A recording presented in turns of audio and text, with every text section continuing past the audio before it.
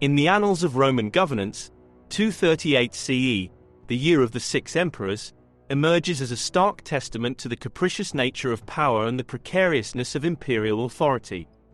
Within this brief yet tumultuous epoch, six figures ascended to the pinnacle of Roman leadership, only to be swiftly eclipsed by the relentless tides of fortune and ambition. The backdrop against which this drama unfolded was none other than the crisis of the 3rd century, an era marred by the spectre of political disarray, economic distress, and the spectre of military insurrections. The assassination of Emperor Severus Alexander in 235 CE, a watershed moment, precipitated a descent into uncertainty, unleashing a tempest of civil strife and internecine conflict that would cast a long shadow over the annals of Roman history. The year 238 CE looms large in the chronicles of this turbulent period, witnessing a dizzying succession of rulers, each grasping for the reins of power amidst the chaos and clamor of ambition. Following the demise of Emperor Maximinus Thrax, his violent end heralded not peace, but rather the eruption of a power vacuum, swiftly filled by a procession of ephemeral sovereigns: Gordian I, Balbinus, Pupienus, Gordian II, and Maximus Decimus Meridius. These six figures, disparate in temperament and ambition, were united in their endeavor to navigate the treacherous currents of imperial governance.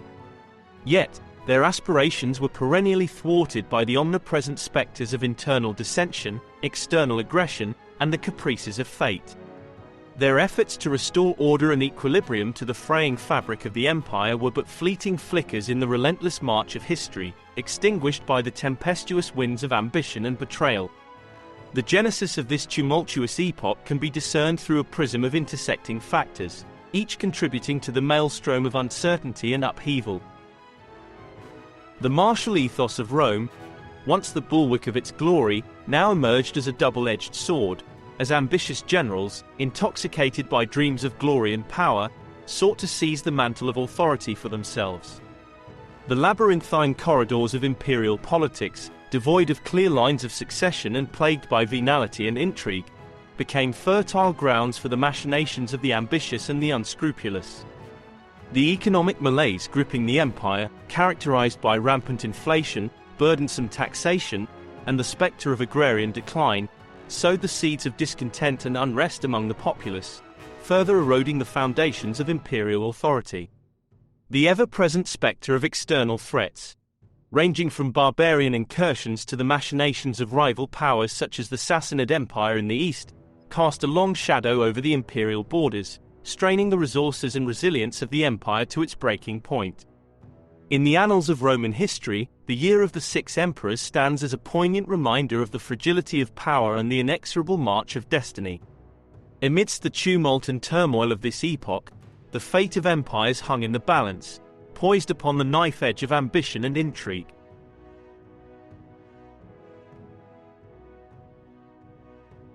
In the year 235 AD, following the death of Emperor Alexander Severus, Maximinus Thrax became emperor.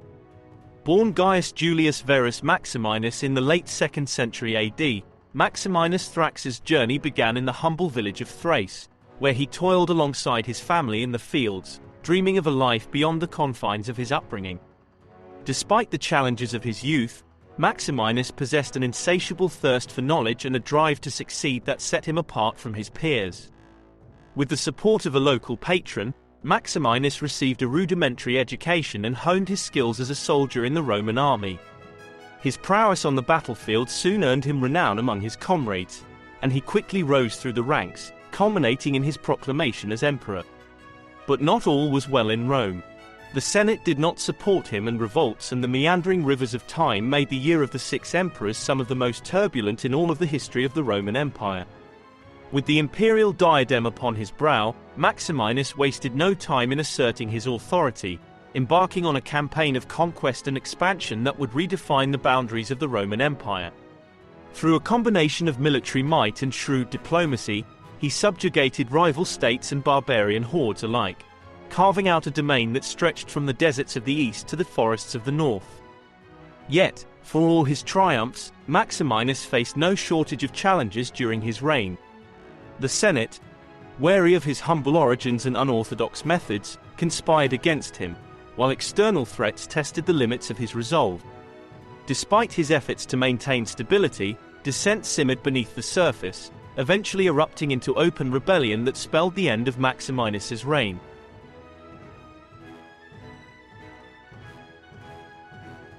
Gordian I, born Marcus Antonius Gordianus Sempronianus Romanus Africanus in 157 AD, hailed from a prominent family in Rome. A man of learning and wealth, Gordian I was thrust into the limelight when, in 238 AD, during a tax revolt against Maximinus Thrax, he was proclaimed emperor by the people of Africa.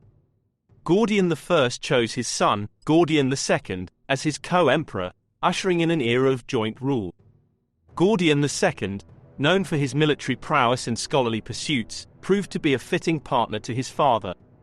Together, they embodied the virtues of leadership and intellect, inspiring hope among the Roman populace weary of instability and tyranny.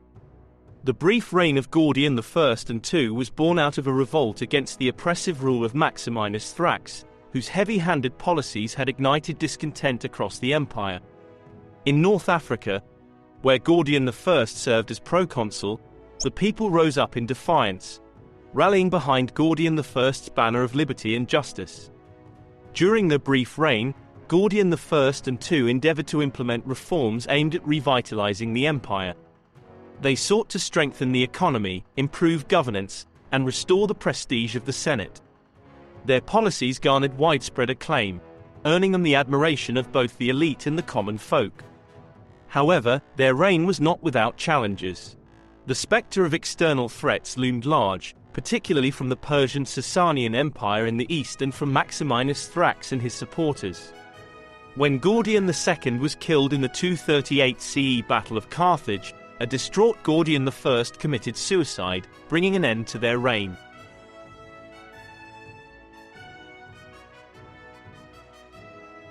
With the death of Gordian I and II, the Roman Senate selected two new joint emperors, Pupienus and Balbinus, to succeed them with Gordian III as their successor. Emperor Pupienus, born Marcus Clodius Pupienus Maximus, emerged as a prominent figure during the tumultuous times of the crisis of the 3rd century.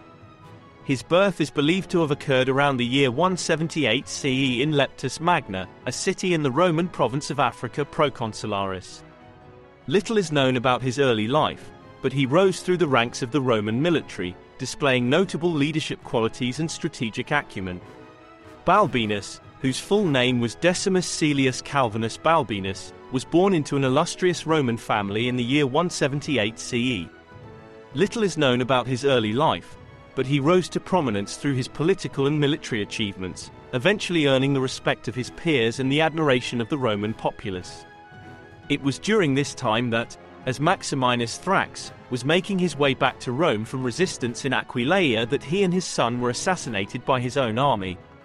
As the news reached Rome, the city rioted and the Praetorian Guard in Rome assassinated Pupienus and Balbinus, proclaiming the 13-year-old Gordian III, grandson of Gordian I, emperor in August of 238 CE.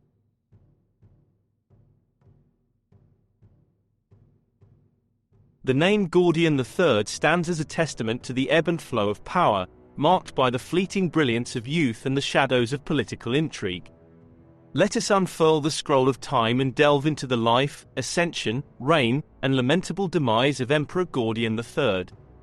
Born Marcus Antonius Gordianus in 225 CE, to a lineage of senatorial nobility, the destiny of young Gordian was cast against the backdrop of a tumultuous era. It was during the reign of Emperor Alexander Severus, amidst the waning years of the Severan dynasty, that Gordian's familial ties intertwined with the affairs of state. His grandfather, Gordian I, would briefly ascend to the purple in an ill-fated bid to reclaim Rome's glory, only to meet his end in the shadow of rebellion.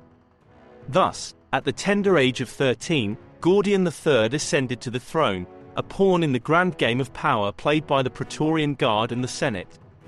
Yet, despite his youth, Gordian possessed a spirit tempered by the lessons of history and the guidance of seasoned advisors.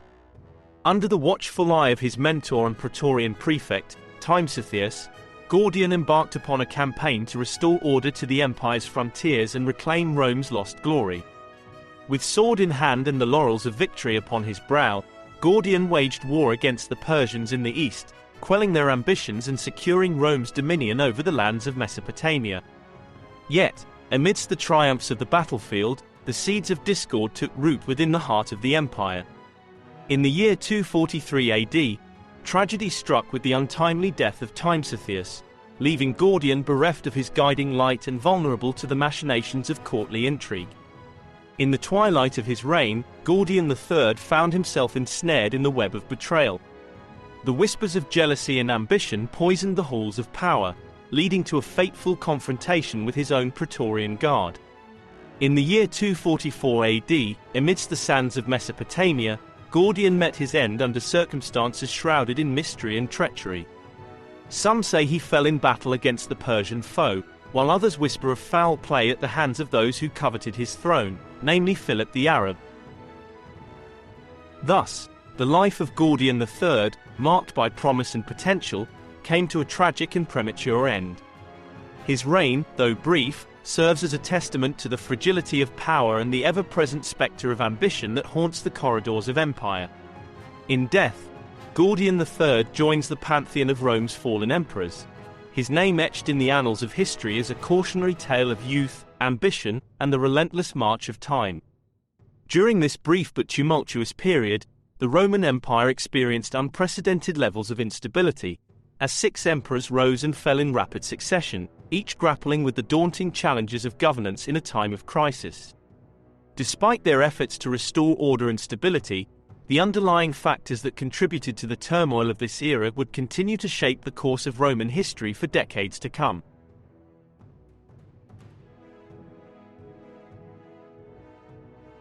The year of the 6 emperors stands as a poignant reminder of the fragility of power and the unpredictable nature of political upheaval. Within the 1,000-year reign of the empire, the seeds of its own destruction were never more clear than they were during 238 CE. Stable government is fleeting and demands constant vigilance and rededication to the foundations of which a state inspires to be. A task of every generation and a lesson for us all. Thank you for watching. My channel, known as the Renaissance Spirit, is dedicated to the pursuits of a just, equitable, and humanitarian world. Video topics encompass areas including history, politics, religion, personal development, society, culture, social and environmental justice, and other topics of liberal arts and sciences including ancient Rome and the Roman Empire, which is a great comparison and contrast of the modern world. Topics perfect for the true modern polymath. The Renaissance ushered in a golden age and the pursuit of knowledge both lost to time and yet to be discovered. It gave birth to the Enlightenment and the Age of Reason. Embracing truth, knowledge, and an understanding and compassion for humanity opens up the world to each of us, individually, and improves all of humanity, affording us the opportunity to be better stewards of the earth and to each other. The Renaissance Spirit. More than just a philosophy or style, but a style for living, learning, growing and thinking. Please subscribe, turn on notifications, and share. If you're looking to explore and experience what life has to offer, I'm sure you'll enjoy the other videos on my channel.